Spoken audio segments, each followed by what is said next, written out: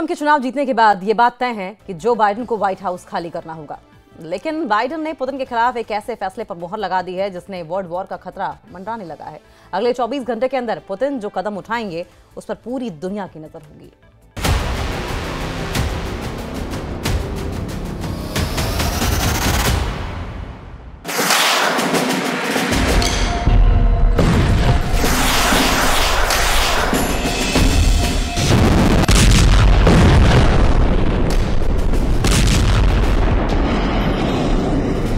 इस रॉकेट की रफ्तार देखिए, इस रॉकेट की आग देखिए, इस रॉकेट की रेंज तो जरूर देखिए, क्योंकि इसी रॉकेट की रेंज ने दुनिया को डरा दिया है।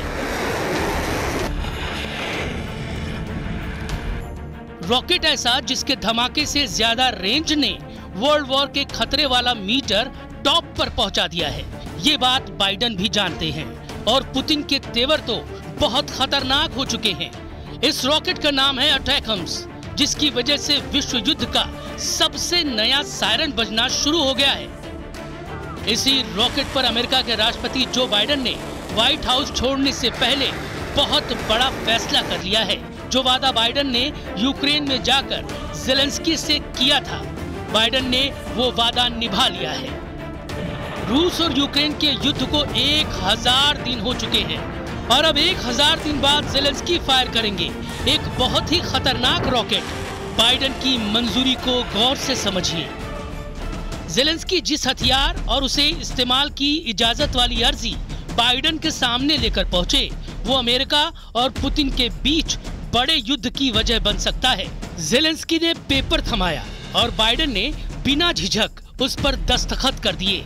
क्या बाइडेन ने इस कागज को देखा भी नहीं और उस पर साइन कर दिया? क्योंकि अटैकम मिसाइल को इस्तेमाल करने का मतलब है वर्ल्ड वॉर, और यही रॉकेट है जो अब अमेरिका और रूस के बीच विश्व युद्ध के खतरे को भड़का सकता है। План посилення України – це план перемоги, який я представив партнерам. Одним з головних пунктів є далекобійність для нашої армії. Сьогодні багато в медіа говорять про те, що ми отримали дозвіл на відповідні дії. Але удари завдають не словами. Такі речі не анонсують. Ракети самі за себе скажуть. Обов'язково. Слава Україні!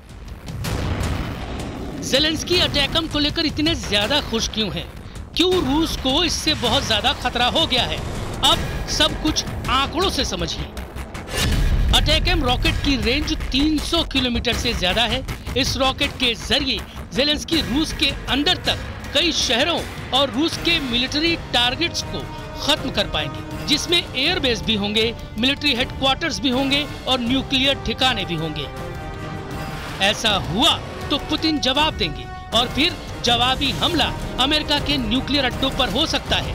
इसलिए अमेरिका को याद दिलाया जा रहा है कि 5 जून को सेंट पीटर्सबर्ग में व्लादिमीर पुतिन ने क्या कहा था। Почему-то на Западе считают, что Россия никогда этого не использует. У нас же есть ядерная доктрина. Посмотрите, что написано. Если чьи-то действия будут угрожать нашему суверенитету и территориальной целостности, мы считаем для себя возможным использовать все имеющиеся в нашем распоряжении средства. अटैकम वाली रिपोर्ट को लेकर वॉशिंगटन डीसी से मॉस्को तक बहुत हलचल है। व्हाइट हाउस से लेकर क्रेमलिन तक एक दूसरे को तिरछी निगाहों से देख रहे हैं। अमेरिका और रूस के बीच भरोसे का लेवल ऑल टाइम लो कहा जा सकता है, क्योंकि बड़ी खबर यह है कि अमेरिका के राष्ट्रपति जो बाइडेन ने यूक्रेन को रूस के अंदर लंबी दूरी के हथियारों से हमले को मंजूरी दे दी है। ज़ेलेंस्की इसकी इजाजत बार बार मांगते रहे हैं। रूस पहले ही कह चुका है कि अगर अटैकम या अमेरिका से मिले लंबी दूरी के किसी और हथियार से रूस के अंदर हमला हुआ तो रूस इसका जवाब देगा। इसकी शुरुआत वो यूक्रेन को अमेरिका से मिले अटैकम रॉकेट और मिसाइल और उसके गोदाम को तबाह करके करेगा, और फिर खतरा यूक्रेन के बाहर भी होगा। До чего дело дошло? До прямого участия военнослужащих армий стран НАТО в этом конфликте.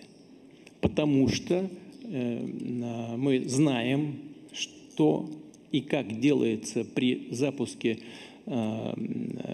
беспилотных морских аппаратов в Черном море. Знаем, кто там присутствует, из каких европейских стран НАТО, и как они осуществляют эту работу. पुतिन ने अमेरिका को हिलाने की कोशिश अभी से शुरू कर दी है। F-16 को लेकर तो पुतिन पहले ही धमकी दे चुके हैं और यही वजह रही कि अमेरिका का F-16 युद्ध में उतरने के साथ ही फेल हो गया। लेकिन अब अटैकम जैसे लॉन्ग रेंज वाले हथियार का इस्तेमाल हुआ तो क्या होगा? अगर इस रॉकेट से रूस के अंदर तबाही मचाई गई तो बाइडेन बहुत ज्यादा पछताएंगे। ये पुतिन का बाइडेन और पूरे नेटो को बहुत ही खतरनाक और युद्ध का दायरा बड़ा करने वाला मैसेज है। इसकी टाइमिंग समझने की जरूरत है। पुतिन का देश रूस बहुत गुस्से में है। रूस की मीडिया में बताया जा रहा है कि कैसे बाइडेन ने व्हाइट हाउस छोड़ने से पहले तीसरे विश्व युद्ध भड़काने के फैसले पर मुहर लगा दी है। Решение Байдена разрешить Украине применять дальнобойные ракеты «Атакамс» по российской территории крайне опасно. Об этом пишет «Нью-Йорк Таймс». Реагируя на это, многие политики США уже заявили, что демократы пытаются развязать Третью мировую войну до своего ухода из Белого дома. नेटो और रूस की अब सीधी टक्कर पक्की हो चुकी है। इसका लाइसेंस अमेरिका दे रहा है और यही नजरिया अब पूरे रूस में फैल चुका है। И на этом фоне в западных СМИ все больше сообщений о возможных ударах по российской территории американскими дальнобойными ракетами. Решение Джо Байдена позволить бить вглубь нашей страны направлено в первую очередь на Курскую область, сообщает газета «Нью-Йорк Таймс». कीव पर लगातार हमले हो रहे हैं। खार्किव पर कब्जा करने के लिए पुतिन तैयार बैठे हैं। ओडेसा में भी मिसाइल हमले हो रहे हैं। प्रोकस से पोलतावा तक पुतिन के टारगेट पर यूक्रेन के नए नए शहर आ चुके हैं, जो अब तक रूस की बमबारी का निशाना नहीं थे। लेकिन बाइडेन तो हथियारों की शक्ल में ज़ेलेंस्की पर डॉलर की बारिश कर रहे हैं। अब तक यूक्रेन के युद्ध पर अमेरिका $56 बिलियन की मदद कर चुका है, यानी करीब $4.5 लाख करोड़ रुपए यूक्रेन पर खर्च किए जा चुके हैं। धमाकों के बीच ज़ेलेंस्की को बार बार लिफ्ट कराने की कोशिश जारी है। जाहिर है अब ज़ेलेंस्की को पुतिन की फौज से लड़ने के लिए फिर से नई पावर मिलने वाली है। अटैकम वाकई ऐसी लॉन्ग रेंज वाली फायर पावर है जो अगर टारगेट पर लगी तो पुतिन, अमेरिका और नेटो को मिट्टी में मिला देंगे। इसकी वार्निंग पुतिन दे चुके हैं।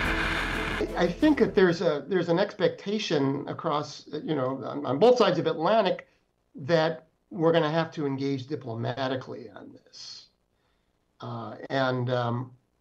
If you're going to do that, you have to put your side in as strong a position militarily or tactically as possible. फिलहाल पुतिन सब कुछ सामान्य दिखाना चाहते हैं। पुतिन जानते हैं कि यूक्रेन का युद्ध लड़ना अब अमेरिका के बस की बात नहीं रही। मुमकिन ये भी है कि बाइडेन जाते जाते ट्रंप के लिए बहुत बड़ी मुश्किल खड़ी करना चाहते हो, क्योंकि ट्रंप तो पहले ही कह चुके हैं कि शपथ लेने के साथ ही यूक्रेन का युद्ध उनके एजेंडे पर होगा। यानी आउटगोइंग प्रेसिडेंट बाइडेन अब युद्ध में गेम चेंजर बनने की जगह गेम ब्रेकर बनना चाहते हैं। लेकिन इसकी वजह से वो पूरी दुनिया को विश्व युद्ध के कुएं में धकेलने की गलती कर रहे हैं।